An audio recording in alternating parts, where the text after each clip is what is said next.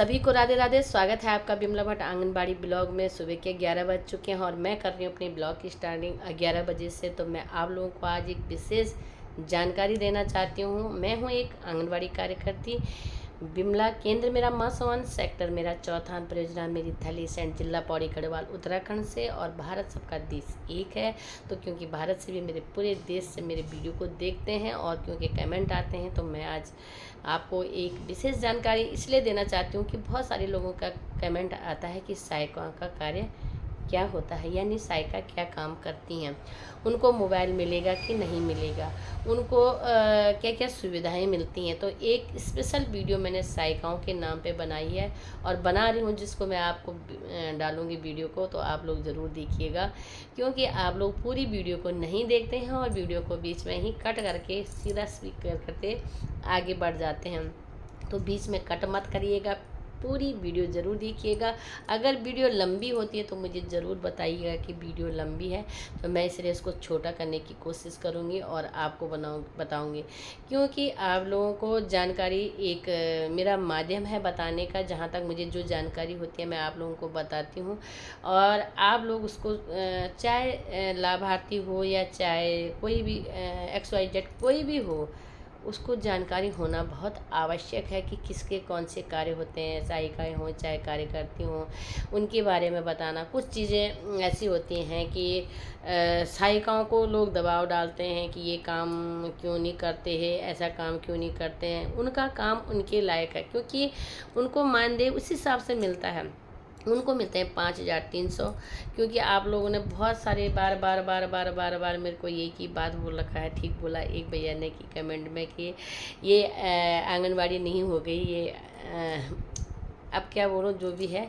लेकिन बहुत सारे कमेंट ऐसे आते हैं कि आप लोगों का आशीर्वाद और प्यार बना रहे ऐसे ही।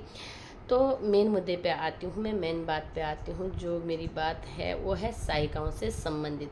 तो सहायिकाएँ हैं भी, आंगनबाड़ी सहायिका सिर्फ आंगनबाड़ी में दो लगते हैं, एक आंगनबाड़ी कार्यकर्ती और एक सहायिका। तो जो सहायिका होती हैं, जो मेन सहायिकाओं का कार्य होता है वो है बच्चों को लाना, छोड़ना, केंद्र में जाना, झाड़ू वगैरह लगाना, जो भी होता है उनका मिनिमम काम कम होता है। क्यों? उनको मानदेय भी कम मिलता है। जिस हिसाब से उनका काम होता है उस हिसाब से उनको मानदेय मिलता है। बहुत सारे लोगों का कहना है कि क्या उनको मोबाइल मिलेंगे। तो अब की तो आंगनबाड़ी सहायिकाएँ जो लगी हैं, नई नियुक्ति हो रही हैं, उनमें तो बीएड वाली हैं बहुत सारी, क्योंकि बेरोज़गारी बहुत ज़्यादा है आजकल, सब करना चाहते हैं। लेकिन जो पहले की लगी यानी हमारे टाइम की लगी हैं, तो उस टाइम पे क्या होता था कि पाँचवीं पास सहायिकाएँ लगती थी। तो आप मैं ये नहीं बोलती कि कोई 5वीं पास को मोबाइल नहीं आता है या चलाना नहीं आता है, अपना अपना दिमाग होता है।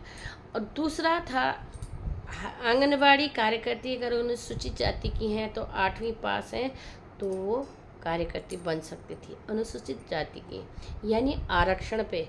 अब ऐसा नहीं है, अब मेरिट के अनुसार होता है, और ये बहुत अच्छी बात है। मैं तो ये चाहती हूँ कि सुपरवाइजरों में भी यही हो। तो जो सहायिकाओं का काम होता है बच्चों को लाना और उनको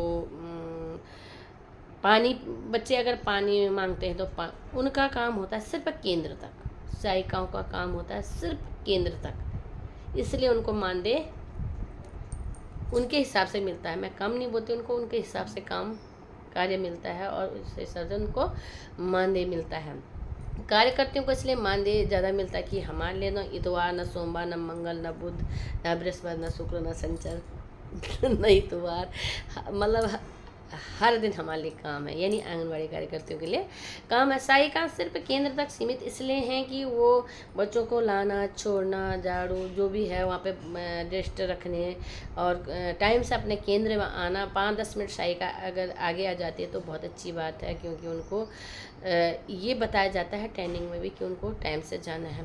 तो आपको मैंने एक चीज़ क्या बताई, झाड़ू लगाना, बच्चों को लाना, छोड़ना, ये उनका सीमित है, सिर्फ केंद्र तक सीमित। उसके बाद वो अपने घर गए तो उनका कोई लेना देना नहीं है कि विभाग में क्या काम आ रहा है क्या नहीं आ रहा है, तो उनको उस हिसाब से मानदेय मिलता है। तो प्लीज़ आप मेरी वीडियो को पूरी देखना, क्योंकि बहुत सारे लोगों के जो नई सहायिकाएँ लगी हैं तो वो भी कन्फ्यूज होंगी कि हमें क्या काम करना है। आपको ऐसा भार वाला काम कुछ नहीं है, लेकिन आपको यह है कि बच्चे को सुरक्षित भेजना, लाना।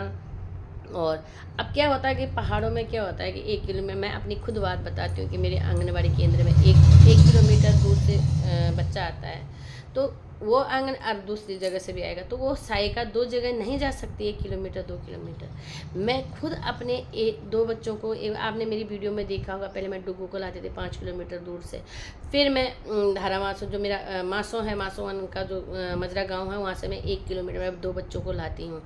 तो मैं खुद ये नहीं सोचना कि मैं कार्यकर्ती हूँ या मैं ये सहायिका हैं, ये इसको ऐसे करेंगे, इसको ऐसे बोलेंगे, नहीं।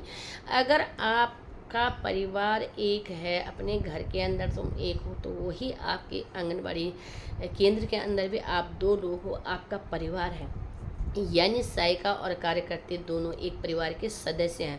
अगर हम सहायिका और कार्यकर्ती हम अगर ढंग से नहीं रहेंगे तो हमारा केंद्र बिल्कुल जीरो आएगा, ये मैं आपको बताती हूँ।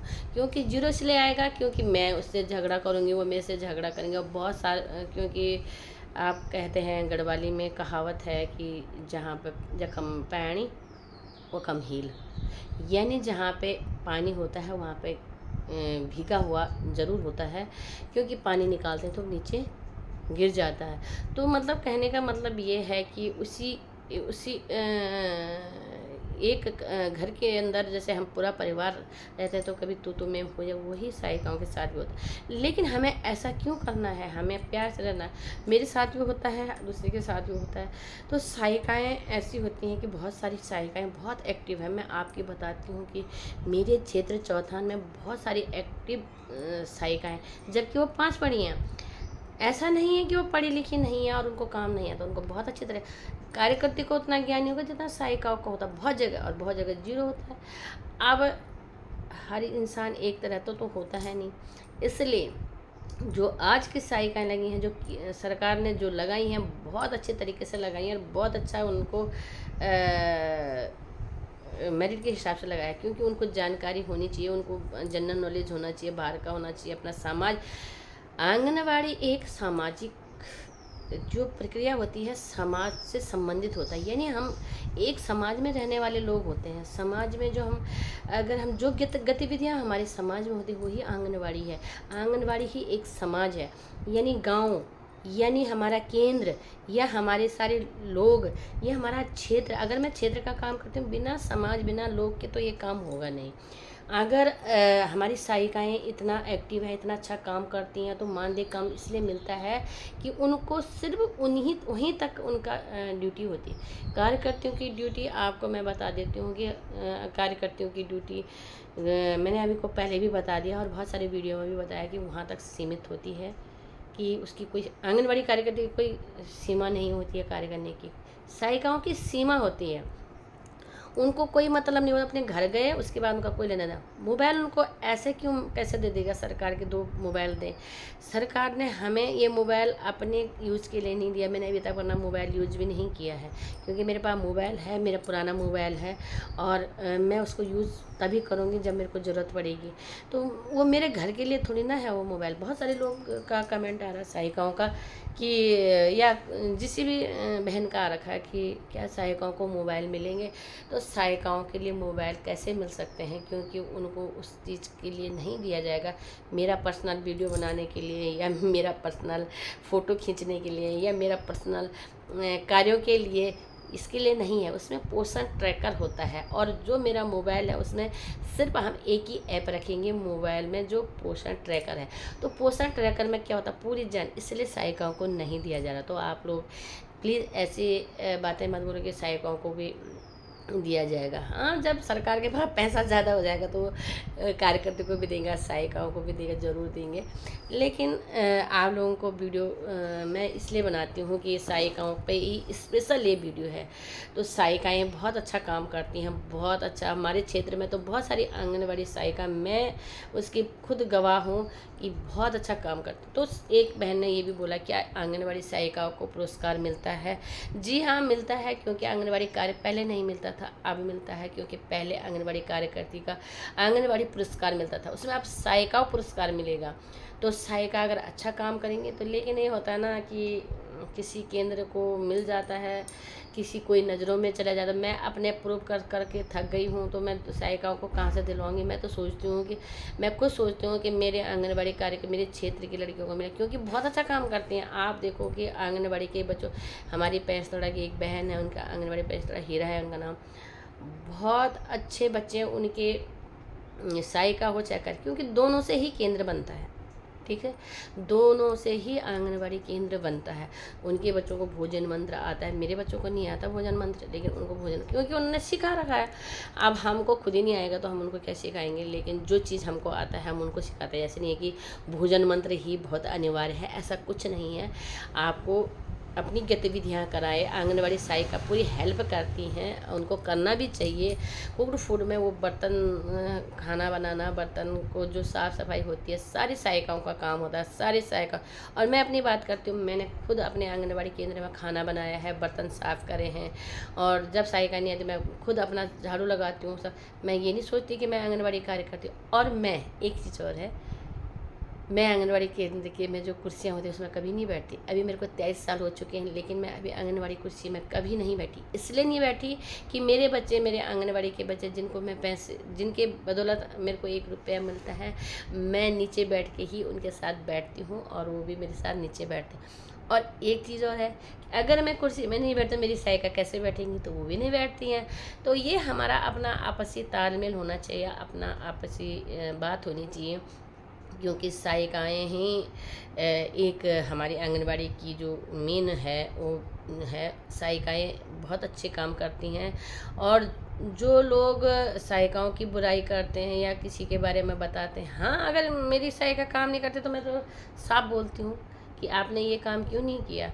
क्यों? मैं अपने केंद्र को चमकाना चाहती हूँ, मैं अपने केंद्र को बताना चाहती हूँ कि मेरे केंद्र में जैसे हमारे सुपरवाइज़र मैडम हमारे लिए बोलेंगे, वैसे हम उनके लिए भी बोल सकते हैं कि भाई आप काम करो, भाई आप काम करो, काम करोगे तो आपको उस हिसाब से ये होता है। मैं ये नहीं सोचती कि आंगनबाड़ी सहायिकाएँ या कार्यकर्ती या जो भी हम विभाग पे निर्भर होते हैं। जैसे हमारी सुपरवाइज़र मैडम आती हैं, हमको ट्रेनिंग में हर चीज़ बताया जाता है। आजकल क्या होता है, एक बहन ने एक भी पूछा था कि क्या ट्रेनिंग होती है, तो ट्रेनिंग पहले बहुत होती थी, बहुत। मैंने तो न जाने कितनी ट्रेनिंग करी है, लेकिन 4-5 साल से शायद कुछ ट्रेनिंग नहीं होती, क्योंकि आजकल ऑनलाइन का सिस्टम हो गया है, यूट्यूब हो गया है आपका सोशल मीडिया पे हर चीज़ आती है। शायद इसका फ़ायदा, क्योंकि ट्रेनिंग में बहुत पैसा लगता है।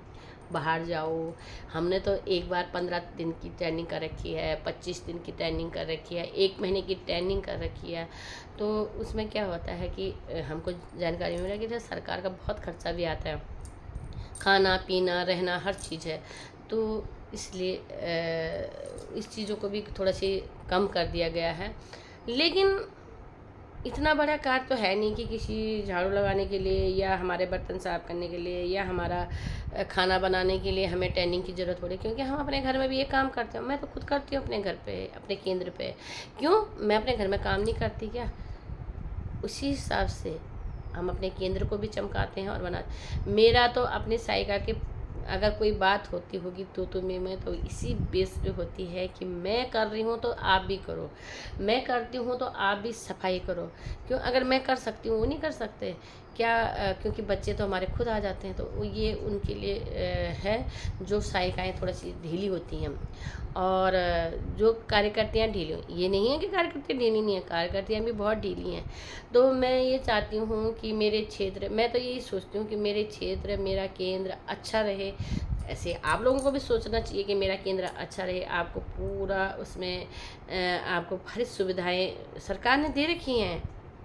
आपने को सरकार ने हर चीज़ की जानकारी, हर चीज़ का लाभ दे रखा। आपके केंद्र में बच्चों के लिए खेलने के लिए है, आपके स्लेट हैं, आपके पास चौक नहीं मिलते हैं, लेकिन चौक हम खरीद सकते हैं। वैसे बहुत सारी चीज़ें हम खरीदते हैं, लेकिन क्या हम उन चीज़ों से अपने बच्चों को, अपने आंगनबाड़ी के बच्चों को, ठीक है।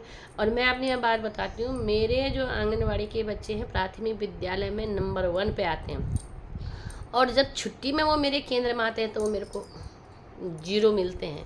तो इसका कारण क्या है?